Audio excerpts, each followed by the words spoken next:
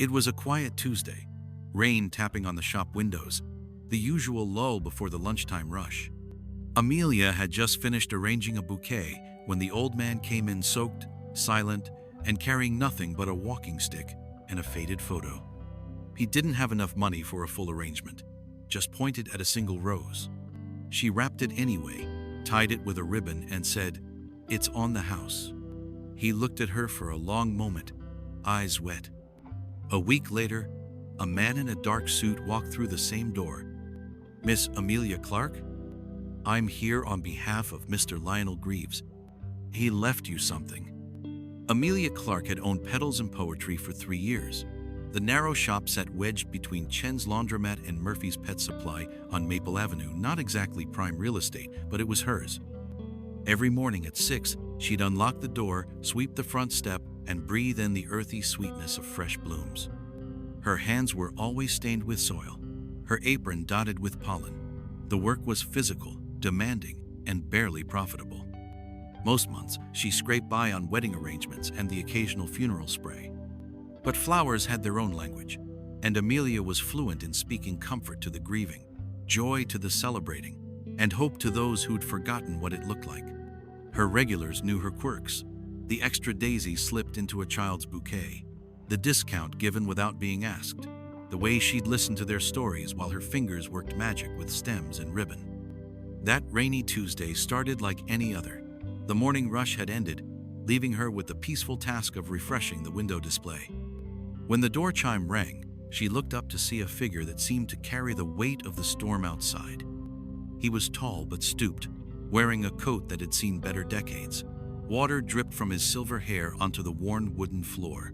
In one hand, he clutched a walking stick carved from dark wood. In the other, a photograph so handled it seemed to glow with memory. He approached the counter without browsing, his movements deliberate but careful.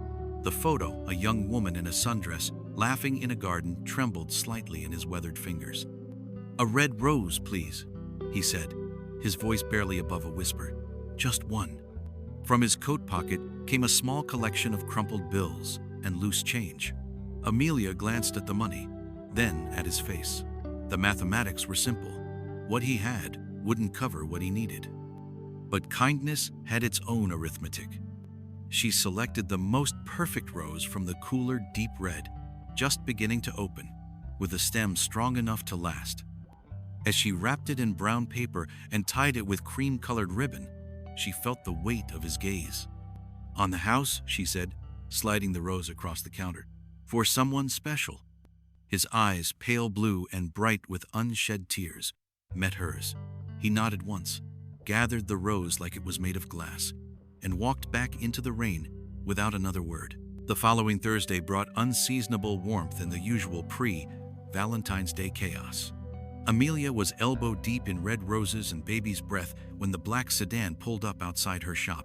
Through the window, she watched a man in an expensive suit step onto the sidewalk, briefcase in hand.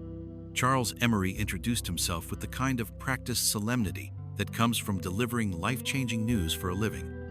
He was younger than she'd expected for an estate attorney, with kind eyes behind wire-rimmed glasses. "I represent the estate of Mr. Lionel Greaves," he said, settling into the chair across from her small desk in the back room. "He passed away Monday evening." Amelia's heart sank. She didn't know his name until now, but she remembered his face, the careful way he'd held that photograph. "I'm sorry for your loss," she said automatically. "Actually, Miss Clark, I'm here because Mr. Greaves made you the primary beneficiary of his estate." The words hung in the air like incense, strange and inexplicable. Amelia blinked, certain she'd misheard. "I don't understand. I only met him once." Charles opened his briefcase and withdrew a manila folder thick with documents. "Sometimes once is enough.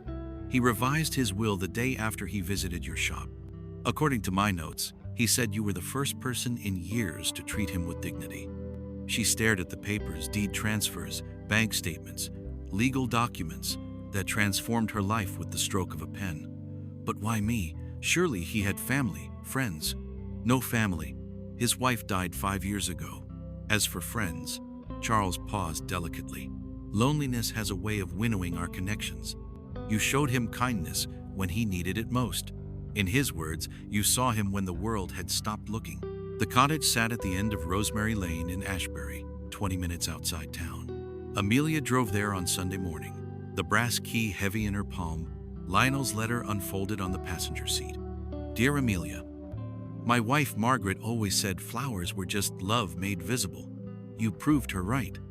I taught high school English for 37 years. Wrote poetry that 3 people read, loved a woman who made everything beautiful, and believed in the power of small gestures to change lives.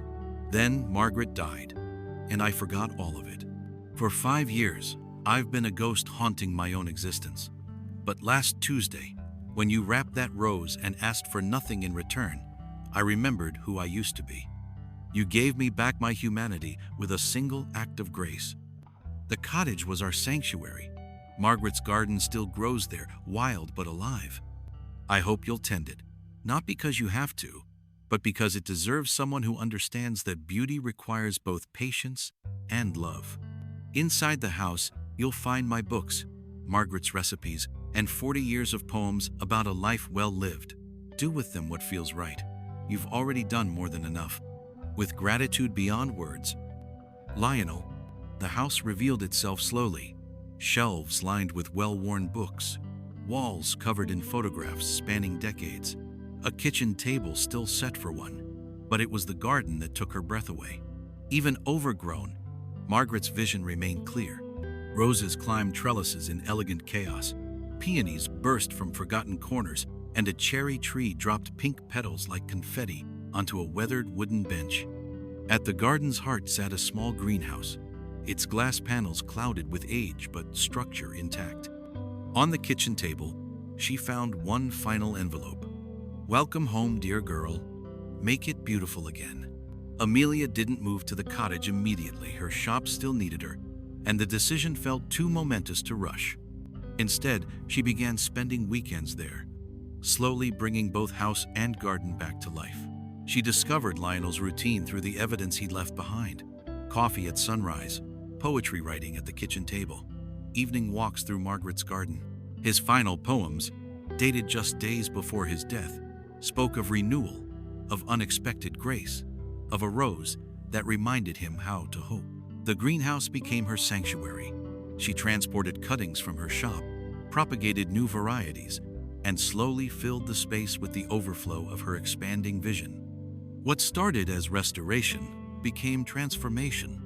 6 months later, the Greaves Garden opened quietly, not as a business, but as a sanctuary. Amelia offered what she called therapeutic gardening sessions, small groups of people dealing with loss, loneliness, or life transitions, finding healing through soil and seed. Word spread through hospice networks, grief counselors, and veterans groups. People came carrying their own photographs, their own stories of love interrupted by loss. They left with dirty hands, lighter hearts, and always a single rose.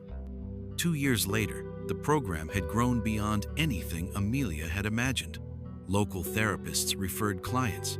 The regional hospitals sent patients recovering from trauma. Teachers brought students learning about life and death through the cycles of nature. She never advertised, never sought publicity. The story lived in the quiet testimonials of people who'd found peace among the peonies, hope in the herb garden, connection in the simple act of planting something new. Critics occasionally surfaced, questioning the ethics of inheriting from a stranger, the legitimacy of grief therapy without credentials, the wisdom of trusting an old man's impulse. Amelia listened to their concerns but remained steadfast in her mission. Lionel hadn't left her property. He'd left her purpose. On quiet evenings, she'd sit on Margaret's bench reading Lionel's poetry aloud to the roses. His words, once shared with no one, now formed part of her weekly reflections with visitors. His story of rediscovered hope became their permission to hope again. The most frequent question from new visitors was always the same. Why would a stranger leave you all this? Her answer never varied, because sometimes the deepest connections happen between hearts that recognize each other's humanity. He didn't need to know my history to trust my character. One moment of genuine kindness can reveal everything about who we really are. Every Tuesday, Amelia places a red rose on the small memorial stone she installed beneath the cherry tree. It reads simply, "Lionel and Margaret Greaves, who understood that love grows." The cottage thrives now, filled with laughter and tears, stories and silence, the kind of healing that only happens when we remember we're not alone in our struggles. Participants in the program often return as volunteers, creating an ever-expanding circle of care that began with one rose on one rainy day. Amelia still runs her flower shop on Maple Avenue, but now it serves as more than a business, it's a gateway. Every arrangement carries the possibility of connection, every interaction the potential for transformation. She trains her employees to look beyond the transaction, to see the person holding the crumpled bills, to understand that sometimes what people need most isn't flowers, but the feeling that someone cares enough to see them. The story spreads quietly, person to person, heart to heart. Not because it's extraordinary, though it is, but because it reminds us of something we desperately need to remember: that kindness is never wasted, that small gestures can change everything, and that sometimes the most profound inheritances aren't money or property, but the opportunity to continue someone else's love story. In Margaret's garden, the roses bloom year after year, tended by hands that learned their worth from a stranger's trust. And in that blooming, Lionel's final poem lives on. One rose, one moment, one heart that sees. Sometimes that's all eternity needs.